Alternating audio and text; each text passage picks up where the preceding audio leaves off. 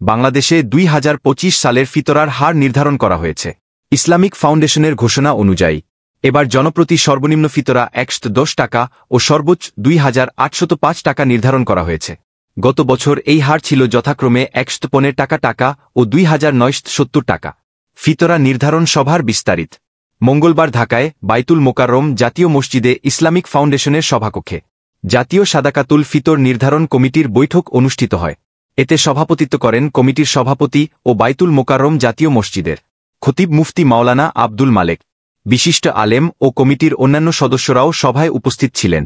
সভায় সর্বসম্মত সিদ্ধান্ত হয়, ইসলামী শরিয়াহ অনুযায়ী মুসলমানরা সামর্থ্য অনুযায়ী গম, আটা, জব, খেজুর, কিশমিশ ও পনির যে কোনো একটি পণ্যের নির্দিষ্ট পরিমাণ বা এর বাজার মূল্য ফিতরা হিসেবে বিতরণ করতে পারবেন। 2025 সালের ফিতরার হিসাব ইসলামী বিধান অনুযায়ী ফিতরার হার নির্ধারণ করা হয়েছে নিম্নরূপ: গম বা আটা 1 কেজি 650 গ্রাম বা এর বাজার মূল্য 110 টাকা, জব 3 কেজি 300 গ্রাম বা এর বাজার মূল্য 530 টাকা, খেজুর 3 কেজি 300 গ্রাম বা এর বাজার মূল্য 2310 টাকা, কিশমিশ 3 কেজি 300 গ্রাম বা এর বাজার মূল্য 1980 টাকা, পনির 3 কেজি 300 গ্রাম বা এর বাজার মূল্য 2805 টাকা।